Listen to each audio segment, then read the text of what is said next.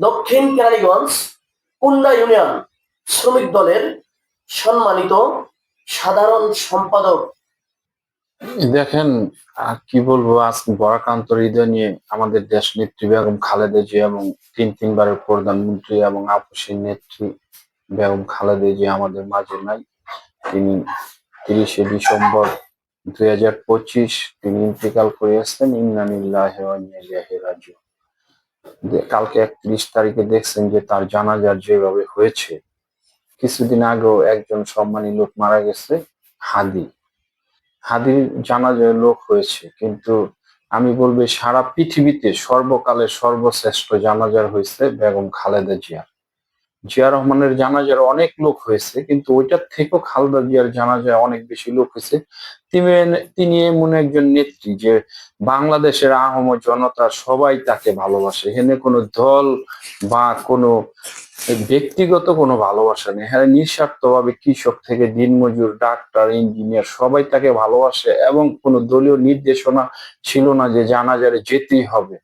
এই যে নির্দেশনা ছাড়াই লক্ষ লক্ষ কোটি কোটি লোক আপনারা দেখেছেন বেগম খালেদা জিয়ার জানাজারে অংশগ্রহণ করেছে, এবং জানাজার কথা ছিল 2টা বাজে, প্রায় 3:30 বাজে জানাজার হয়েছে। মানুষ ধৈর্য সহকারে, একটা লোকও একটা চিল্লান দেয়নি যে সময় এরকম কেন হলো, কিন্তু তারপরও মানুষ তারে দেখার জন্য আকুল হয়ে গেছে। তার গাড়িটা দেখছেন, যে লাশবাহী গাড়িটা দেখার জন্য মানুষ একটু স্পর্শ করার জন্য মানুষ কত লাঠির বাড়ি খেয়েছে।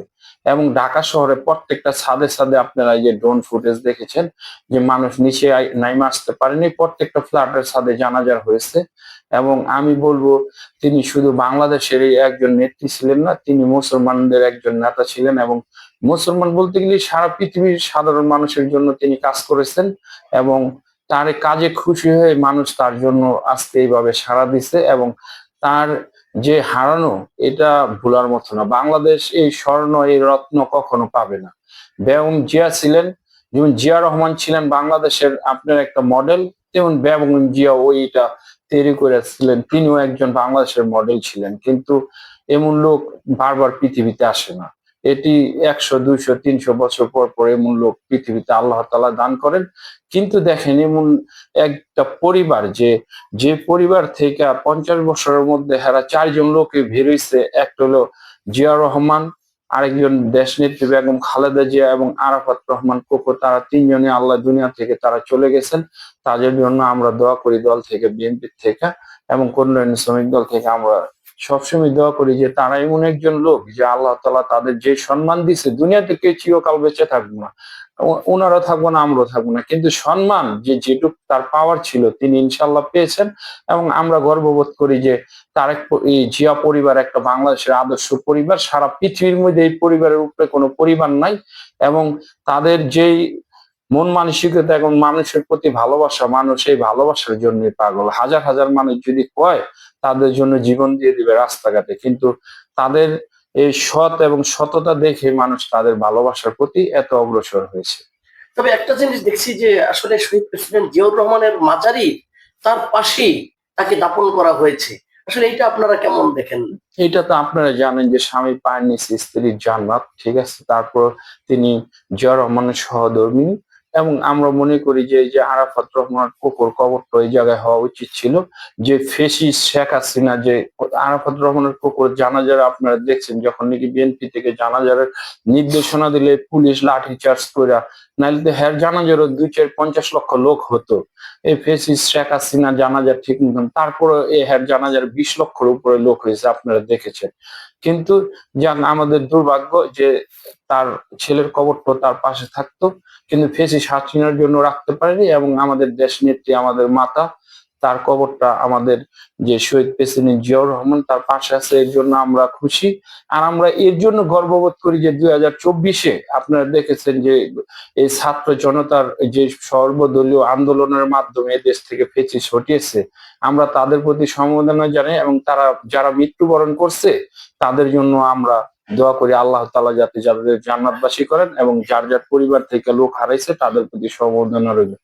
আপনারা দেখেছেন বিগততে যদি ফেসিস্ট হাসিনা ক্ষমতায় থাকতো, কখনো খালেদা জিয়ার জানাজার এইভাবে দেওয়া যেত না, এবং বাংলাদেশের মানুষ, অনেক মানুষ মারা যেত। তার জন্য আমরা চব্বিশের যে গণ অভ্যুত্থান, এটাকে আমরা ধন্যবাদ জানাই যে ভবিষ্যতে যে কোনো সরকার যাতে দেশের জনগণের উপরে জুলুম হামলা মামলা করলে যাতে সর্বস্তর নেতা কর্মী এবং নিরীহ মানুষ এবং ছাত্র জনতা যাতে প্রতিহত করে, এবং যাতে আর বাংলাদেশের মাটিতে না হয় যে মানুষের উপরে জুলুম অত্যাচার।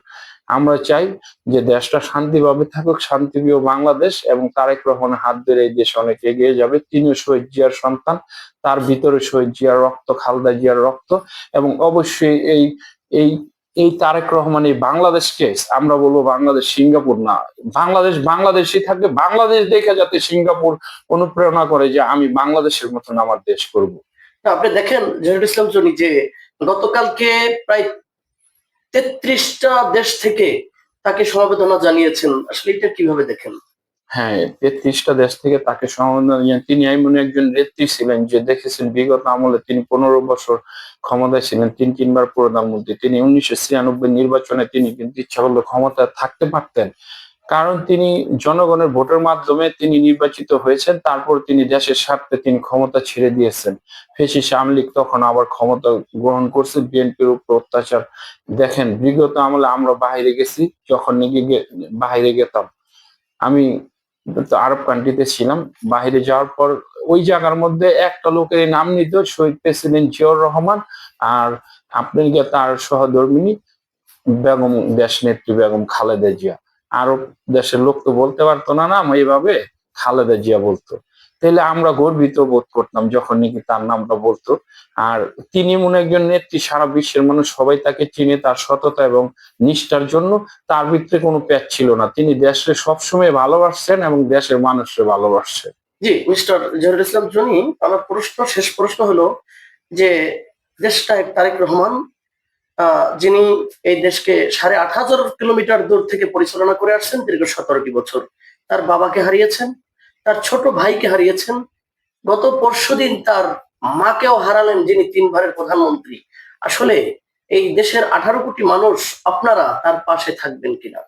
হ্যাঁ, ইনশাআল্লাহ। দেখেন, শহীদের পশমগিরি দাঁড়া গেছে। আমরা বলবো যে শহীদ প্রেসিডেন্ট জিয়াউর রহমান যখন মারা যায় তখন তিনি 14 বছর বয়সে তিনি বাবা হারাইছেন, এবং তার ভাইকে তিনি হারাইছেন 40-45 বছর বয়সে। ভাইয়ের জানাজারও আসতে পারেনি। এর চেয়ে কষ্ট দুঃখ আর পৃথিবীর মধ্যে কিছু হতে পারে না, যে তার ভাইয়ের মুখটা পর্যন্ত তিনি দেখতে পারেননি। দ্বিতীয়ত হলো যে তার মার 17 বছর দীর্ঘ ফ্যাসিস্ট আমলে তাকে যে অত্যাচার নির্যাতন নিপীড়ন করা হয়েছে, তারা বাসায় ঢুকতে দেওয়া নেই, জেলে বন্দি করে রাখছে।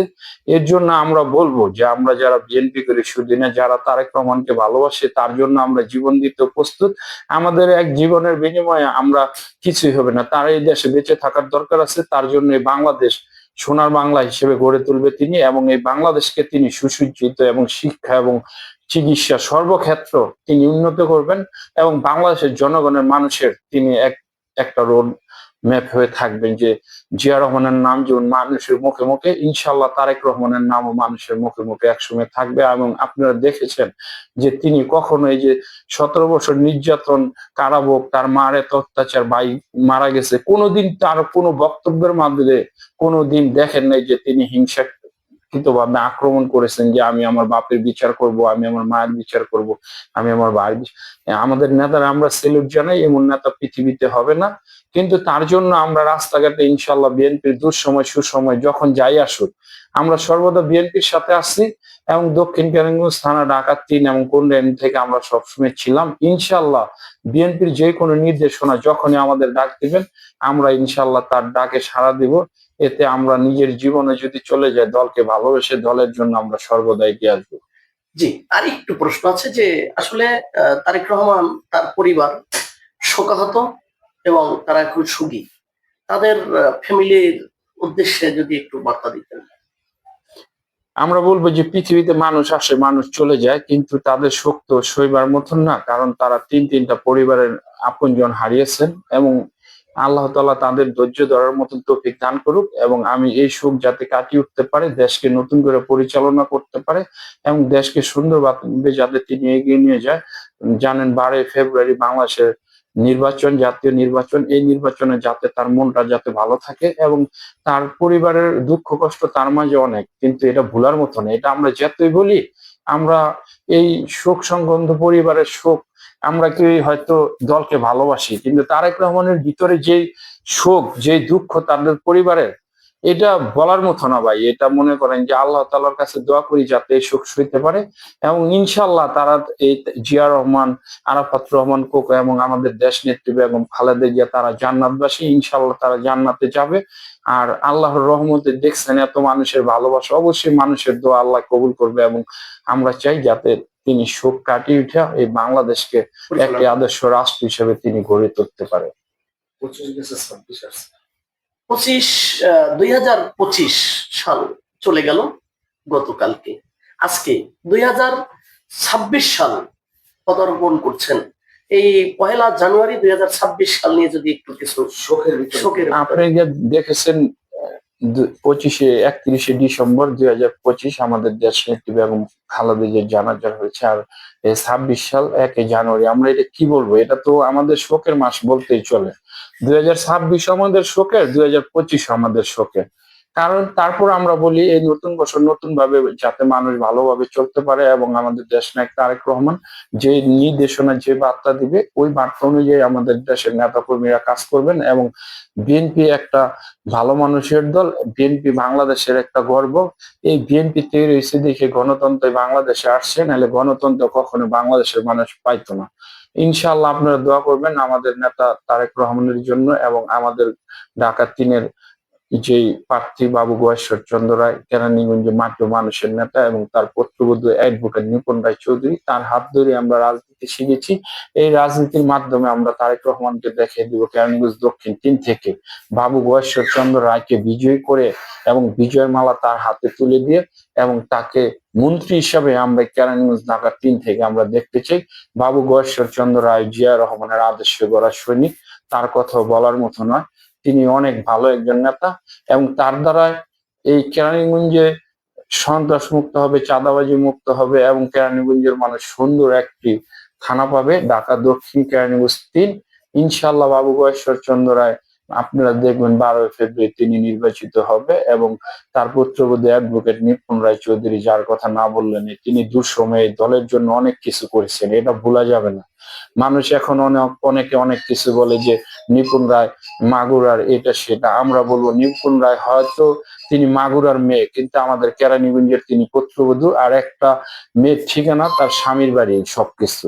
এবং তিনি আমাদের কেরানীগঞ্জের পুত্রবধূ, এবং নিপুণ রায় যেভাবে কেরানীগঞ্জকে সাজিয়ে রাখেছেন, এবং বিএনপির জন্য তিনি যে শ্রম এবং মেধা দিয়েছেন, আমরা বলি জল যখনই দুঃসময়ে যাবে, যে তার মতন প্রত্যেকটা নেত্রী যাতে আল্লাহ ঘরে ঘরে দেয়, এমন নেত্রী যদি থাকে দলের কোনোদিনই দুঃসময় আসবে না ইনশাআল্লাহ। জি, জহিরুল ইসলাম জনি, কালকে দেখলাম যে ডক্টর মোহাম্মদ ইউনূস এবং 3 বাহিনী প্রধান যে উপদেষ্টারা যারা রয়েছেন, তারা যেভাবে ফুলের শুভেচ্ছা জানিয়েছেন, ফুল দিয়ে তাকে স্বাগত জানিয়েছেন, বা তো এটা আসলে কিভাবে দেখেন, বা প্রশাসনিক যে একটি নিরাপত্তার চাদরে ঢেকে রেখেছিল কালকে, এটা আপনারা দেখেছেন যে দেশ নায়ক জনাব তারেক রহমান এবং তিনবারের প্রধানমন্ত্রী বেগম খালেদা জিয়া তিনি ইন্তেকাল করেছেন, কালকে তার জানাজা ছিল। তার যে সম্মানটুকু দেওয়া হয়েছে এটা তিনি প্রাপ্যই বাংলাদেশের থেকে, কারণ তিনি বাংলাদেশের জন্য অনেক কিছু করছেন। আর যে নিরাপত্তা, এই নিরাপত্তা তো অবশ্যই তাকে দিব। আপনারা দেখেছেন তার লাশটা যখন নাকি নিয়ে যায়, যদি